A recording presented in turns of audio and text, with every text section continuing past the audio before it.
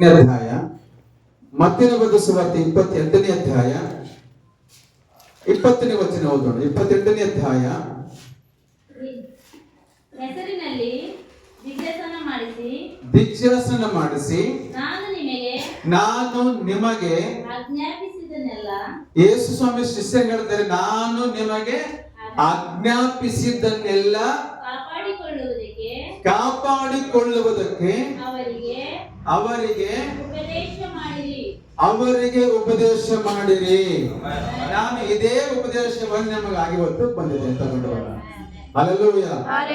ಇನ್ನೊಂದು ಸತ್ಯ ವಾಕ್ಯ ಓದೋಣ. ಇನ್ನೊಂದು ಸತ್ಯ ಚೆನ್ನಾಗಿ ಓದೋಣ, ಎಲ್ಲರೂ ಓದೋಣ. ನೀವು ಹೊರಟು ಹೋಗಿ ಎಲ್ಲಾ ದೇಶಗಳ ಜನರನ್ನು ಶಿಷ್ಯರನ್ನಾಗಿ ಮಾಡಿರಿ. ಅವರಿಗೆ ತಂದೆ ಮಗನ ಪವಿತ್ರಾತ್ಮನ ಹೆಸರಿನಲ್ಲಿ ದೀಕ್ಷಾ ಸ್ನಾನ ಮಾಡಿಸಿ ನಾನು ನಿಮಗೆ ಹೇಳಿದ್ದನ್ನೆಲ್ಲ ನಾನು ನಿಮಗೆ ಉಪದೇಶ ಮಾಡಿದ್ದನ್ನು ಹೇಳಿದನೆಲ್ಲ ಮರೆತು ಬಿಟ್ರಿ ಅಂತ ಹೇಳಿರಿ ಅಂದಿಲ್ಲ, ಅದನ್ನ ಕಾಪಾಡಿಕೊಳ್ಳಿರಿ ಅಂತ ದೇವರು ಹೇಳಿದನು. ಅಲ್ಲಿ ಹಾಗಾದ್ರೆ ವಾಕ್ಯ ಕೇಳುವುದು ಎಷ್ಟು ಪ್ರಾಮುಖ್ಯವೋ ವಾಕ್ಯ ನಂಬುವುದು ಬಹಳ ಪ್ರಾಮುಖ್ಯ. ವಾಕ್ಯ ಕೇಳುವುದು ಎಷ್ಟು ಪ್ರಾಮುಖ್ಯವೋ ಕೇಳಿದ ವಾಕ್ಯವನ್ನು ನಂಬೋದು ಸಹಿತ ಅದಕ್ಕಿಂತ ಪ್ರಾಮುಖ್ಯ. ಯಾವ ವಾಕ್ಯವನ್ನು ಕೇಳಿ ನಂಬಿದ್ದೇವೋ, ಕೇಳಿ ನಂಬಿರುವಂತ ವಾಕ್ಯ ಮರೆಯುವುದು ಸಹ ಮುಖ್ಯ ಅಲ್ಲ, ಅದನ್ನು ಕಾಪಾಡಿಕೊಳ್ಳುವುದು ಇನ್ನಷ್ಟು ಪ್ರಾಮುಖ್ಯವಾಗಿದೆ ಪ್ರಿಯರೇ. Hallelujah, hallelujah. ಈಗ ಸ್ವಲ್ಪ ನಮ್ಮ ಹಂತ ನೋಡೋಣ. ಈಗ ಅಲ್ಲಿ ಇನ್ನೂ ಸತ್ಯ ನಿಮಗಾಗಿ ನಾನು ಮತ್ತೊಂದು ಸಾರಿ ಓದ್ತೀನಿ 18ನೇ ವಚನದಿಂದ. ಪರಲೋಕದಲ್ಲಿಯೂ ಭೂಲೋಕದಲ್ಲಿಯೂ ಎಲ್ಲಾ ಅಧಿಕಾರವು ನನಗೆ ಕೊಡಲ್ಪಟ್ಟಿದೆ. ಆದ್ದರಿಂದ ನೀವು ಹೊರಟು ಹೋಗಿ ಎಲ್ಲಾ ದೇಶಗಳ ಜನರನ್ನು ಶಿಷ್ಯರನ್ನಾಗಿ ಮಾಡಿರಿ. ಈಗ ನಾವೇನಾಗಿದ್ದೇವಪ್ಪ ಹೇಳಿ, ನಾವು ಶಿಷ್ಯರಾಗಿದ್ದೇವೆ. ನಾವು ಶಿಷ್ಯರಾಗಿದ್ದೇವೆ.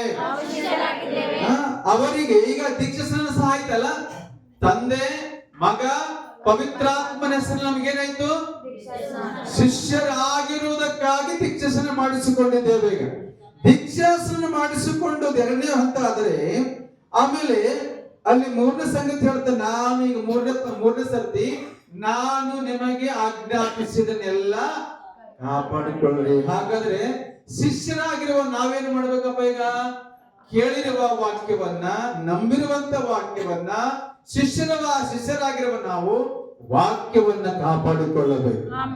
ಹಲ್ಲೆಲೂಯಾ. ವಾಕ್ಯವನ್ನ ಕಾಪಾಡಿಕೊಳ್ಳುವವರೇ ಶಿಷ್ಯರು. ವಾಕ್ಯವನ್ನ ಕಾಪಾಡಿಕೊಳ್ಳುವವರೇ ಅವರು ನಂಬಿಗಸ್ತರು.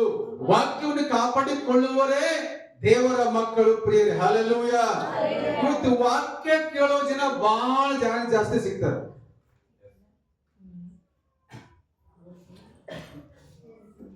ಸುವಾರ್ತೆ ಸಾರದೇ ಇರುವಲ್ಲಿ ಜನ ನಂಬುವುದು ಹೇಗೆ? ರೋಮ ಪತ್ರಿಕೆ ವಾಕ್ಯ ಹೇಳ್ತದಲ್ಲ, ಸುವಾರ್ತೆ ಸಾರುವರಿಲ್ಲದೆ ಕೇಳುವುದು ಹೇಗೆ? ಸುವಾರ್ತೆ ಕೇಳುವರಿಲ್ಲದೆ ಸಾರುವುದು ಹೇಗೆ? ಹಾಗಾದ್ರೆ ಸುವಾರ್ತೆ ಸಾರುವುದು, ಉಪದೇಶ ಮಾಡುವುದು, ವಾಕ್ಯವನ್ನು ಹೇಳುವಂಥದ್ದು ಎಷ್ಟು ಪ್ರಾಮುಖ್ಯವೋ, ಆಮೇಲೆ ಕೇಳುವಂತ ಜನ ಅವರ ಜೀವನ ಕೂಡ ಬಹಳ ಪ್ರಾಮುಖ್ಯವೇ. ಹಲ್ಲೆಲೂಯಾ. ಇವತ್ತು ಒಂದು ಸಭೆ, ನಾನು ಈ ವಾಕ್ಯ ಮೇಲೆ ಹೇಳಕ್ಕಿಂತ ಮುಂಚೆ ಚೆನ್ನಾಗಿ ಧ್ಯಾನ ಮಾಡಿದಂತ ಒಂದು ಸಂಗತಿ ಇದು. ಸಭೆಗಳ ಕುರಿತಾಗಿ ತಪ್ಪು ಉಪದೇಶ ಮಾಡಕ್ಕೆ ಇಲ್ಲಿ ಬಂದಿಲ್ಲ, ಆದ್ರೆ ಸಭೆಯ ಒಳಗಿರತಕ್ಕಂತ ಕೊರತೆ ಇದು. ಸಭೆಯ ಒಳಗಿರುವಂತ ದೊಡ್ಡ ಕೊರತೆ ಇದು. ಕೆಲ ಸಭೆಗಳಲ್ಲಿ ಹಣದ ಕೊರತೆಗಳಿಲ್ಲ, ಸಭೆಗಳಲ್ಲಿ ಜನರ ಕೊರತೆ ಇಲ್ಲ, ಸಭೆಗಳಲ್ಲಿ ಇನ್ಸ್ಟ್ರೂಮೆಂಟ್ಗಳ ಕೊರತೆ ಇಲ್ಲ, ಸಭೆಯಲ್ಲಿ ಸ್ಥಳದ ಕೊರತೆ ಇಲ್ಲ, ಸಭೆಯಲ್ಲಿ ಜನಗಳ ಕೊರತೆ ಇಲ್ಲ, ಸಭೆಯಲ್ಲಿ ಆರಾಧನೆ ಕೊರತೆ ಇಲ್ಲ, ಸಭೆಯಲ್ಲಿ ಯಾವುದೇ ತಲಾಂತುಗಳ ಕೊರತೆ ಇಲ್ಲ. ಆದ್ರೆ ಸಭೆಯಲ್ಲಿ ದೊಡ್ಡ ಕೊರತೆ ಯಾವುದು ಗೊತ್ತಾ? ಕೇಳಿರುವ ವಾಕ್ಯವನ್ನ, ಹೊಂದಿಕೊಂಡ ಉಪದೇಶವನ್ನ ಬಹಳ ಜನ ಅಲಕ್ಷ್ಯ ಮಾಡಿದ ಜನನೇ ಹೆಚ್ಚು ಹೊರತು ಕಾಪಾಡಿಕೊಳ್ಳುವಂತ ಜನ ಬಹಳ ಕಡಿಮೆ. ಹೌದಂತೀರ? ವಾಕ್ಯ ಕೇಳೋ ಜನ ಜಾಸ್ತಿ ಇರಬಹುದು, ಆದ್ರೆ ದೊಡ್ಡ ಕೊರತೆ ಯಾವ್ದು ಗೊತ್ತಾ? ಕೇಳಿದ ವಾಕ್ಯ ಉಪದೇಶವನ್ನ ಕಾಪಾಡಿಕೊಳ್ಳದಿರುವಂತ ಜನನೇ ಜಾಸ್ತಿ ಜನ. ಹಲ್ಲೆಲೂಯ. ಕಾಪಾಡಿಕೊಳ್ಬೇಕು ಅಥವಾ ಮರೆತು ಬಿಡಬೇಕು? ಈಗ ಇಬ್ರಿಯ ಪತ್ರಿಕೆ 4ನೇ ಅಧ್ಯಾಯ, ಇಬ್ರಿಯ ಪತ್ರಿಕೆ 4ನೇ ಅಧ್ಯಾಯ 1 ಮತ್ತು ವಚನದಿಂದ 2 ವಚನ ಓದೋಣ. 1, 2 ವಚನಗಳು. ಹೀಗೆ ಇರಲಾಗಿ ದೇವರ ವಿಶ್ರಾಂತಿಯಲ್ಲಿ ಸೇರಬಹುದು ಎಂಬ ವಾಗ್ದಾನವು ಇನ್ನೂ ಇರುವಲ್ಲಿ ನಿಮ್ಮೊಳಗೆ ಯಾವನಾದರೂ ಆ ವಾಗ್ದಾನದ ಫಲವನ್ನು ಹೊಂದದೆ ತಪ್ಪುವವನಾದನು ಎಂದು ನಾವು ಭಯಪಡೋಣ. ಮುಂದೆ ಅವರಿಗೆ ಶುಭ ವರ್ತಮಾನವು ಸಾರೋಣವಾದಂತೆಯೇ ನಮಗೂ ಸಾರೋಣವಾಯಿತು. ಆದರೆ ಆ ಕಾಲದಲ್ಲಿ ಕೇಳಿದವರು ನಂಬದೆ ಹೋದ ಕಾರಣ ಆ ವಾಕ್ಯದಿಂದ ಅವರಿಗೆ ಪ್ರಯೋಜನವಾಗಲಿಲ್ಲ. ಹಲ್ಲೆಲೂಯ. ಕೇಳ್ರಿ, ದೇವರ ವಾಕ್ಯ ಇದೇ 4ನೇ ಅಧ್ಯಾಯ 12ನೇ ವಚನ ನಿಮ್ಗೆಲ್ಲ ಗೊತ್ತು. ದೇವರ ವಾಕ್ಯವು ಸಜೀವವಾದದ್ದು. ಹಾಗಾದ್ರೆ ವಾಕ್ಯವು ಸತ್ತಿದಿಲ್ಲ, ಅದು ಜೀವಂತವಾಗಿದೆ. ದೇವರ ವಾಕ್ಯ ಏನಾಗಿದೆ? ಜೀವಂತವಾಗಿದೆ. ಹಾಗಾದ್ರೆ ದೇವರ ವಾಕ್ಯವು ಜೀವವಾಗಿದೆ ಅಲ್ಲ. ಈಗ ಹೇಳ್ರಿ, ಜೀವ ಇದ್ದಿದ್ದು ಬೆಳೀತದ ಅಥವಾ ಬೆಳೆಯಲ್ಲ? ಜೀವ ಇದ್ದದ್ದು ಬದಲಾವಣೆ ಆಗ್ತದ ಅಥವಾ ಬದಲಾವಣೆ ಆಗಲ್ವಾ? ಜೀವ ಇದ್ದಿದ್ದು ವ್ಯತ್ಯಾಸವಾದ ಆ ಒಂದು ಕಾರ್ಯ ನಾವು ನೋಡ್ತೀವ ಅಥವಾ ನೋಡಲ್ವಾ? ಜೀವ ಇದ್ದಲ್ಲಿ ಬದಲಾವಣೆ, ಬೆಳವಣಿಗೆ, ಅಭಿವೃದ್ಧಿ ಖಂಡಿತ ಕಾಣ್ತೀವಿ. ಹಾಗಾದ್ರೆ ವಾಕ್ಯದಲ್ಲಿ ಜೀವ ಇದ್ದಾಗ, ಆ ಜೀವವುಳ್ಳ ವಾಕ್ಯ ನನ್ನ ಒಳಗಡೆ ಬಂದಾಗ ನನ್ನಲ್ಲಿ ದೊಡ್ಡ ಬದಲಾವಣೆ ತರಲಿಕ್ಕೆ ಸಾಧ್ಯವೇ ಸಾಧ್ಯ. ಹಲ್ಲೆಲೂಯ. ದೇವರ ವಾಕ್ಯವು ಜೀವವುಳ್ಳದ್ದು, ಆಮೇಲೆ ಕಾರ್ಯವನ್ನು ಮಾಡುವಂತದ್ದು. ಹಲ್ಲೆಲೂಯ. ಕಾರ್ಯವನ್ನು ಮಾಡುವಂತದ್ದು ದೇವರ ವಾಕ್ಯ. ಅದ್ರ ಶಕ್ತಿ ಇಲ್ಲದಲ್ಲ, ಅದು ಬಲಹೀನವಾದುದಲ್ಲ. ದೇವರ ವಾಕ್ಯ ಶಕ್ತಿ ಉಳ್ಳದ್ದು, ಜೀವ ಉಳ್ಳದ್ದು, ಅದು ಕಾರ್ಯವನ್ನು ಸಹ ಮಾಡುತ್ತದೆ ಪ್ರಿಯರೇ. ಹಲ್ಲೆಲೂಯ. ಆಮೇಲೆ ಕಾರ್ಯ ಸಾಧಿಸುವಂತದ್ದು ಯಾವ ಇಬ್ಬಾಯಿ ಕತ್ತಿಗಿಂತಲೂ ಹದವಾದದ್ದು. ಈ ಕೇಳ್ರಿ, ಈ ವಾಕ್ಯ ಉಪದೇಶ ಕೇಳಿದಾಗ ಏನಾಗ್ತದೆ, ವಾಕ್ಯ ಉಪದೇಶ ನಂಬಿದಾಗ ಏನು ಆಗ್ತದೆ ಅಂತ ಸ್ವಲ್ಪ ನನ್ನ ಒಂದು ಸಾಕ್ಷಿಯಿಂದ ಹೇಳ್ತೀನಿ. ನಾನೊಬ್ಬ ವ್ಯಕ್ತಿ ಲ್ಯಾಬ್ ಅಸಿಸ್ಟೆಂಟ್ ಆಗಿ ಸುಮಾರು 16 ವರ್ಷ ಕಂಪನಿದಾಗ ಲ್ಯಾಬ್ ಅಸಿಸ್ಟೆಂಟ್ ಆಗಿ ಕೆಲಸ ಮಾಡಿದ್ದೀನಿ. ನಾನು ಕೆಲಸ ಮಾಡುವಂತ ಕಂಪನಿ ಒಳಗ ನನ್ನ ಕೆಲಸ ಲ್ಯಾಬ್ ಅಸಿಸ್ಟೆಂಟ್ ವರ್ಕರ್ ಆಗಿ ಕೆಲಸ ಮಾಡ್ತಿದ್ದೆ. ಆ ಕಂಪನಿ ಪ್ರಾಡಕ್ಟ್ ಯಾವ್ದಂದ್ರೆ ಆಲ್ಕೋಹಾಲ್ ತಯಾರಾಗ್ತಿತ್ತು. ಯಾವ್ದ್ರಿ? ಆಲ್ಕೋಹಾಲ್ ತಯಾರಾಗ್ತಿತ್ತು. ಆ ಮೇನ್ ಪ್ರೊಡಕ್ಷನ್ ಡಿಪಾರ್ಟ್ಮೆಂಟ್ ನ ಕೆಲಸ ಮಾಡೋ ವ್ಯಕ್ತಿ ನಾನೇ.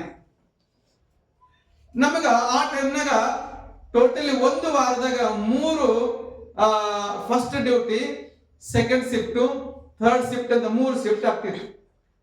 ನನಗೆ ನೈಟ್ ಶಿಫ್ಟ್ ಡ್ಯೂಟಿ ಅಂದ್ರೆ ಬಹಳ ಖುಷಿ. ನನಗೆ ಪ್ರತಿದಿನ ಬೆಳಿಗ್ಗೆ ಫಸ್ಟ್ ಶಿಫ್ಟ್ 2 ದಿನ, ಸೆಕೆಂಡ್ ಶಿಫ್ಟ್ 2 ದಿನ, ಇನ್ನೆರಡು 2 ದಿನ ನೈಟ್ ಶಿಫ್ಟ್ ಇರ್ತಿತ್ತು. ರಾತ್ರಿ 10 ಗಂಟೆಯಿಂದ ಮುಂಜಾನೆ 6 ಗಂಟೆ ತನಕ ನೈಟ್ ಶಿಫ್ಟ್. ಇಂತ ನೈಟ್ ಶಿಫ್ಟ್ ಬಂದಾಗ ನನಗೆ ಬಹಳ ಖುಷಿ ಆಗ್ತಿತ್ತು. ನನಗೆ ನೈಟ್ ಶಿಫ್ಟ್ ಯಾಕೆ ಖುಷಿ ಗೊತ್ತಾ? ನಾನು ಆ 2 ದಿನ ಕಳ್ಳತನ ಮಾಡ್ಲಿಕ್ಕೆ ನನಗೆ ಟೈಮ್ ಸಿಕ್ತಿತ್ತು. ನೈಟ್ ಡ್ಯೂಟಿ ಬಂದ್ರ ಚೆನ್ನಾಗಿ ಕಳ್ಳತನ ಮಾಡಬಹುದು ಅಂತ ಅನ್ಕೊಂಡು ಖುಷಿಯಾಗಿರ್ತಿದ್ದೆ. ರಾತ್ರಿ ಎಲ್ಲ ಸರಾಯಿ ಮಾರೋದು, ಡ್ರಮ್ ಮಾರಾಟ ಮಾಡೋದು, ಕದ್ದು ಸರಾಯಿ ಮಾಡೋದು, ಮಾರಾಟ ಮಾಡೋದು. ಆ ಕಂಪನಿ ಒಳ್ಳೊಳ್ಳೆ ಡ್ರಮ್ಸ್ ಇರ್ತಿದ್ವು, ಕೆಮಿಕಲ್ ಡ್ರಮ್ಸ್ ಇರ್ತಿದ್ವು.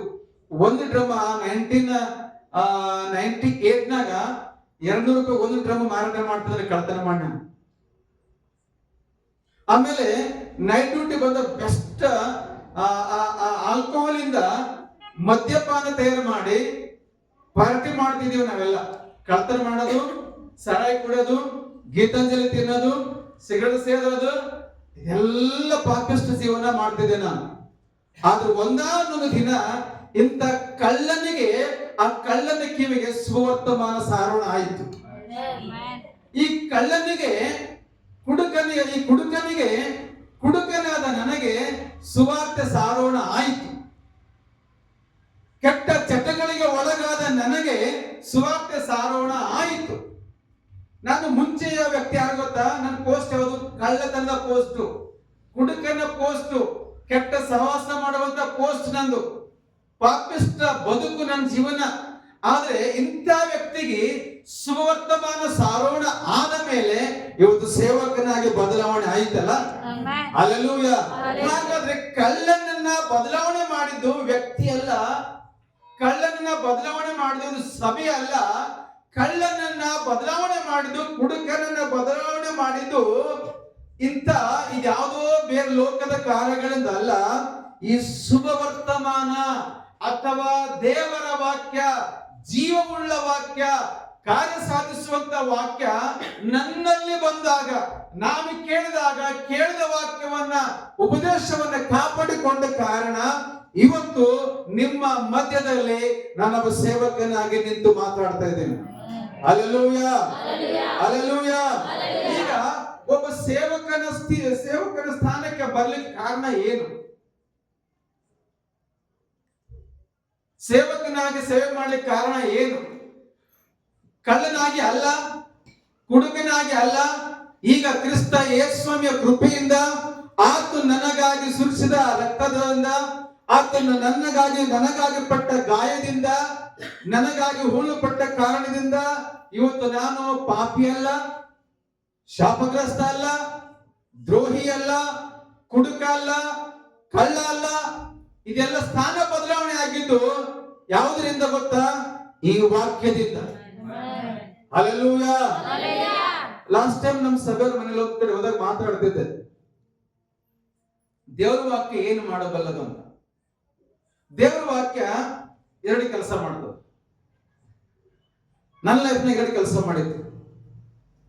ದೇವರ ವಾಕ್ಯ 2 ಕೆಲಸ ಮಾಡ್ತದೆ. ಮೊದಲನೇ ಕೆಲಸ ರೋಗ ಸೌಖ್ಯ ತರ್ತದೆ. ರೋಗ ಸೌಖ್ಯ ಮಾತ್ರ ಅಲ್ಲ, ಅದ್ಭುತಗಳನ್ನು ಸಹ ಮಾಡ್ತದೆ. ಮಾಟ ಮಂತ್ರಗಳಿಂದ ಬಿಡುಗಡೆ ಕೊಡುತ್ತದೆ, ದೆವ್ವ ಕಾಟಗಳಿಂದ ಬಿಡುಗಡೆ ಕೊಡುತ್ತದೆ. ಯಾಕಂದ್ರೆ ವಾಕ್ಯ ಅಂದ್ರೆ ಯೇಸು, ಯೇಸು ಅಂದ್ರೆ ವಾಕ್ಯ, ವಾಕ್ಯದಲ್ಲಿ ಶಕ್ತಿ ಇದೆ, ವಾಕ್ಯದಲ್ಲಿ ಬಿಡುಗಡೆ ಇದೆ ಪ್ರಿಯರೇ. ಒಂದು ಕಡೆ ವಾಕ್ಯ ಈ ಮಾಂಸ ಸಮಸ್ಯೆಗಳನ್ನ ಸಹ ಪರಿಹಾರ ಮಾಡ್ತದೆ. 2 ವಿಧವಾದ ಬಿಡುಗಡೆಗಳು, ನಿಜವಾದ ಬಿಡುಗಡೆ ನನಗೆ ಅರ್ಥ ಆಗಿದೆ. 2 ವಿಧವಾದ ಬಿಡುಗಡೆಗಳು. ಒಂದು, ಈ ದೇಹದ ಒಳಗಿದ್ದಂತ ರೋಗ, ದೇಹದ ಒಳಗಿದ್ದಂತ ಬೇನೆ, ನೋವುಗಳನ್ನು ಕೂಡ ಸ್ವಸ್ಥತೆ ಮಾಡ್ತದೆ. ಈ ಮಣ್ಣಿನ ರಿಪೇರಿ ಮಾಡೋದು ಮಾತ್ರ ಅಲ್ಲದೆ, ಮಣ್ಣಿನ ಸ್ವಸ್ಥತೆ ಮಾತ್ರ ಅಲ್ಲದೆ ಆತ್ಮ ಸ್ವಸ್ಥತೆಯನ್ನು ಕೂಡ ಮಾಡ್ತದೆ. ಹಲ್ಲೆಲೂಯಾ. ಹಂಗಾದ್ರ ಒಂದು ಅರ್ಥ ಮಾಡ್ಕೊಳ್ರಿ, ಮನುಷ್ಯನಿಗೆ 2 ವಿಧವಾದ ರಕ್ಷಣೆಗಳಿದೆ ಅಂತ ಅರ್ಥ ಆಯ್ತು. ಎಷ್ಟು ರಕ್ಷಣೆಗಳು ಹೇಳ್ರಿ? ಒಂದು ಮಣ್ಣಿನ ರಕ್ಷಣೆ, ಈ ಮಾಂಸ ರಕ್ಷಣೆ. ಇನ್ನೊಂದು ಆತ್ಮ ರಕ್ಷಣೆ. ಜೋರಾಗಿ ಹೇಳ್ರಿ, ಮಣ್ಣಿನ ರಕ್ಷಣೆ, ಆತ್ಮ ರಕ್ಷಣೆ. ಮಣ್ಣಿನ ರಕ್ಷಣೆ, ಆತ್ಮ ರಕ್ಷಣೆ. ಜೋರಾಗಿ, ಮಣ್ಣಿನ ರಕ್ಷಣೆ, ಆತ್ಮ ರಕ್ಷಣೆ. ಮಣ್ಣಿನ ರಕ್ಷಣೆ ಎಷ್ಟು ವರ್ಷ? 100 ವರ್ಷ. ಆತ್ಮ ರಕ್ಷಣೆ ಎಷ್ಟು ವರ್ಷ? Unlimited life. ಅಲ್ಲರಿ, ಇವತ್ತು ಬಹಳ ಜನ ಯಾವುದಕ್ಕಾಗಿ ಜಾಸ್ತಿ ತವಕಿಸ್ತಾರ? ಈ ಮಣ್ಣಿನ ರಿಪೇರಿಗಾಗಿನೇ, ಮಣ್ಣು ಸ್ವಸ್ಥತೆಗಾಗಿನೇ. ಹಾಗಂತ ಮಣ್ಣು ಸ್ವಸ್ಥವಾಗಿರಬಾರ್ದು ಅಂತ ಉದ್ದೇಶ ಅಲ್ಲ, ಮಣ್ಣು ಕೂಡ ಸ್ವಸ್ಥವಾಗಿರ್ತದೆ. ದೇವರ ವಾಕ್ಯ ಈ ಮಣ್ಣನ್ನು ಸಹ ರಿಪೇರ್ ಮಾಡ್ತದೆ. ಈ ದೇವರ ವಾಕ್ಯ ಆತ್ಮವನ್ನು ಸಹ ರಿಪೇರಿ ಮಾಡ್ತದೆ. ಹಲ್ಲೆಲೂಯಾ. ಹಾಗಾದ್ರೆ ವಾಕ್ಯವು ಸಜೀವವಾದದ್ದು, ಜೀವವುಳ್ಳದ್ದು, ಅದು ಕಾರ್ಯಸಾಧಕವಾದದ್ದು. ಹಲ್ಲೆಲೂಯಾ. ಹಾಗಾದ್ರೆ ಎಷ್ಟು ಈ ವಾಕ್ಯದ ಪ್ರಾಮುಖ್ಯತೆ ಬಹಳ ಮುಖ್ಯನಾ ಅಥವಾ ಸ್ವಲ್ಪನಾ? ದೇವರ ವಾಕ್ಯ ಬಹಳ ಪ್ರಾಮುಖ್ಯ. ನೀನೊಂದು ವಾಕ್ಯ ಕಾಪಾಡಿದ್ಯಾ, ಮಣ್ಣು ಕೂಡ ರಿಪೇರಿ ಆಗ್ತದೆ, ಆತ್ಮ ಕೂಡ ರಿಪೇರಿ ಆಗ್ತದೆ. ಹಲ್ಲೆಲೂಯಾ. ಇದೆಲ್ಲ ಆಗ್ಬೇಕಾದ್ರೆ ಏನ್ ಮಾಡ್ಬೇಕು ಗೊತ್ತಾ? ಈ ವಾಕ್ಯ ಉಪದೇಶವನ್ನ ಸಭೆ ಕಾಪಾಡಿಕೊಳ್ಳಬೇಕು. ಹೇಳ್ರಿ, ಕಾಪಾಡಿಕೊಳ್ಳಬೇಕಂದ್ರಿ? ಕಾಪಾಡಿಕೊಳ್ಳಬೇಕು. ಈಗ ಕಾಪಾಡಿಕೊಳ್ಬೇಕಾದ್ರ ಈ ವಾಕ್ಯನ ಏನಾಗಿದ್ದಾಗ ಮಾತ್ರ ಕಾಪಾಡಿಕೊಳ್ಳಲಿಕ್ಕೆ ಸಾಧ್ಯ ಗೊತ್ತಾ? ಯೆಹೆಜ್ಕೇಲ 3ನೇ ಅಧ್ಯಾಯ ಬನ್ರಿ. ಯೆಹೆಜ್ಕೇಲ 3ನೇ ಅಧ್ಯಾಯ 1ನೇ ವಚನದಿಂದ. ಯೆಹೆಜ್ಕೇಲ 3ನೇ ಅಧ್ಯಾಯ 1ನೇ ವಚನ ನೋಡ್ರಿ. ಆತನು ನನಗೆ ನರಪುತ್ರನೇ, ನಿನಗೆ ಸಿಕ್ಕಿದ ಈ ಸುರುಳಿಯನ್ನು ತಿನ್ನು, ಇದರಲ್ಲಿನ ಸಂಗತಿಗಳನ್ನು ಇಸ್ರಾಯೇಲ್ ವಂಶದವರಿಗೆ ಸಾರು, ಇದರಲ್ಲಿರುವ ಸಂಗತಿಗಳನ್ನು ಇಸ್ರಾಯೇಲ್ ವಂಶದವರಿಗೆ ಸಾರು. ನಡೆ ಎಂದು ಅಪ್ಪಣೆ ಕೊಟ್ಟನು. ನಾನು ಬಾಯಿ ತೆರೆಯಲು ಆತನು ಆ ಸುರುಳಿಯನ್ನು ನನಗೆ ತಿನ್ನಿಸಿದನು. ಆಗ ಆತನು ನನಗೆ ನರಪುತ್ರನೇ, ನಾನು ಕೊಡುವ ಈ ಸುರುಳಿಯನ್ನು ತಿಂದು ಹೊಟ್ಟೆ ತುಂಬಿಸಿಕೋ ಎಂದು ಹೇಳಲು ಅದನ್ನು ತಿಂದು ಬಿಟ್ಟೆನು. ಈಗ ದೇವರವನಿಗೆ ಹೇಳ್ತಾನ, ಸುರುಳಿ ಅನ್ನೋದು ದೇವರ ವಾಕ್ಯ. ಸುರುಳಿಯನ್ನು ತಿನ್ನು ಅನ್ನುವಂಥದ್ದು ದೇವರ ವಾಕ್ಯ. ಈ ಸುರುಳಿ ತಿನ್ನು ಅಂತ ಹೇಳ್ತಿರೋದು ಯಾರು? ಯಾವುದೋ ಒಬ್ಬ ವ್ಯಕ್ತಿ ಅಲ್ಲ, ದೇವರೇ ಹೇಳ್ತಿರುವಂತ ಸಂಗತಿ.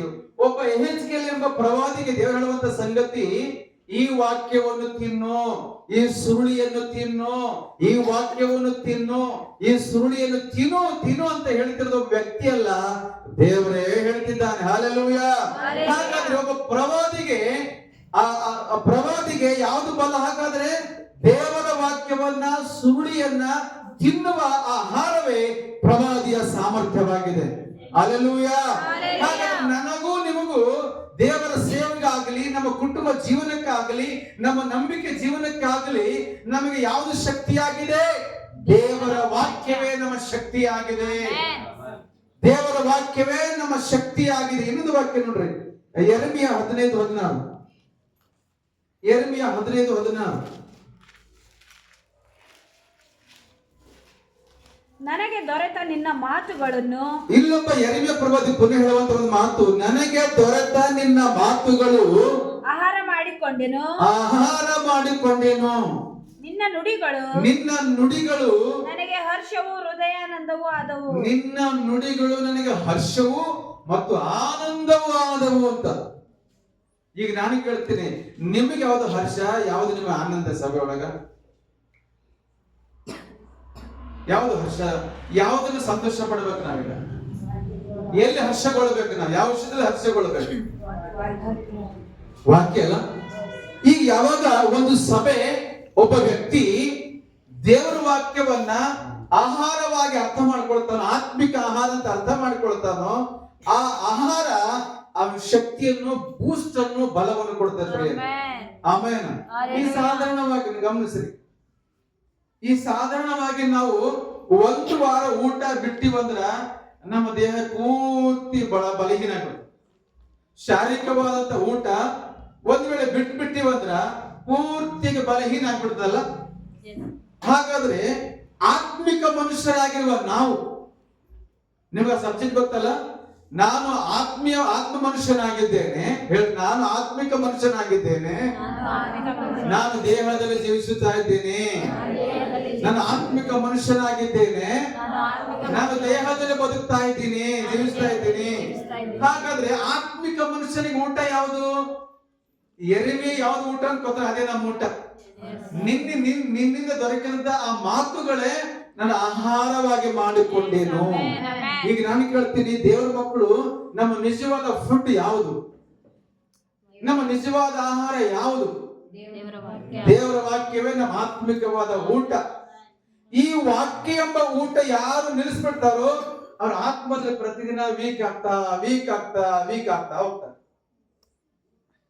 Hallelujah, hallelujah. ಇಂಥ ಶಕ್ತವಾದಂತ ವಾಕ್ಯ ಎಂಬ ಊಟ ಪ್ರವಾದಿಗಳು ಬಳಸಿದ್ರು. ಯೆರೆಮೀಯ ಅಂತ ಆಹಾರವನ್ನು ಬಳಸಿದ್ನು. ಯೆಹೆಜ್ಕೇಲ ಇಂಥ ಶಕ್ತವಾದ ಆಹಾರ ವಾಕ್ಯ ಎಂಬ ಆಹಾರವನ್ನ ಯೆರೆಮೀಯ, ಯೆಹೆಜ್ಕೇಲ ಎಲ್ಲ ಪ್ರವಾದಿಗಳು ಉಪಯೋಗ ಮಾಡಿದ್ರು.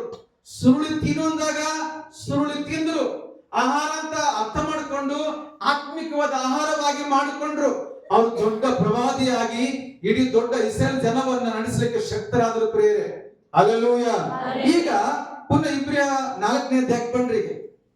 ಈಗ ಇಬ್ಬರು ಪ್ರವಾದಿಗಳು ವಾಕ್ಯದ ಪ್ರಾಮುಖ್ಯತೆ ಅರ್ಥ ಮಾಡಿಕೊಂಡ್ರು. ಆದ್ರೆ ಇಲ್ಲಿ ನಾವು 4ನೇ ಅಧ್ಯಾಯದಲ್ಲಿ ಗಮನಿಸಬೇಕಾದಂತ ಅಂಶ ಇಬ್ರಿಯ 4ನೇ ಅಧ್ಯಾಯ 2ನೇ ವಾಕ್ಯ ಓದೋಣ. ಈಗ ಅವರಿಗೆ ಶುಭ ವರ್ತಮಾನವು ಸಾರೋಣವಾದಂತೆ. ಅವರಿಗೆ ಅಂದ್ರೆ ಯಾರು? ಅವರಿಗೆ ಶುಭವರ್ತಮಾನ ಸಾರೋಣವಾದಂತೆ ಅಂದ್ರೆ ಅವರು ಯಾರು ಬ್ರದರ್? ಅವರು ಯಾರು? ಮೋಶೆ ಇಸ್ರೇಲರನ್ನ 40 ವರ್ಷಗಳ ಕಾಲ ಅರಣ್ಯದಲ್ಲಿ ನಡೆಸಿದನಲ್ಲ. ಮೋಶೆ ಇಸ್ರೇಲರನ್ನ 40 ವರ್ಷಗಳ ಕಾಲ ಪ್ರತಿದಿನ ಅವರು ನಡೆಸಿದ. ದೇವರು ಸಹ ಅಗ್ನಿಸ್ತಂಭವಾಗಿ ಮೇಘಸ್ತಂಭವಾಗಿ ಅವರ ಮಧ್ಯದಲ್ಲಿ ನಡೆಸ್ತಾ ಬಂದನು. ಅವರು ಪರಲೋಕದಿಂದ ಬಂದ ಮನ್ನವನ್ನ ತಿನ್ನುತ್ತಾ ಪ್ರಯಾಣ ಮಾಡಿದ್ರು. ಹಲ್ಲೆಲೂಯ. ಆದ್ರೆ ಒಂದು ಸಂಗತಿ ಗಮನಿಸ್ರಿ, ಮೋಶೆ ಕಾಲದಲ್ಲಿ ಇಸ್ರೇಲರು 40 ವರ್ಷಗಳ ಕಾಲ ಮೋಶೆ ಮಾತು ಕೇಳ್ತಾ ಹೋದ್ರು. ಮೋಶೆ ಮಾತು ಕೇಳಿದ್ರು. ಮೋಶೆ ಮಾತು ಆಗಿರಲಿಲ್ಲ. ಮೋಶೆ ದೇವರ ಮಾತನ್ನು ಕೇಳಿ ದೇವರಿಂದ ಹೊಂದಿರುವಂತ ಮಾತನ್ನ ಮೋಶೆ ಜನರಿಗೆ ಮಾತಾಡ್ತಾ ಇದ್ದನು.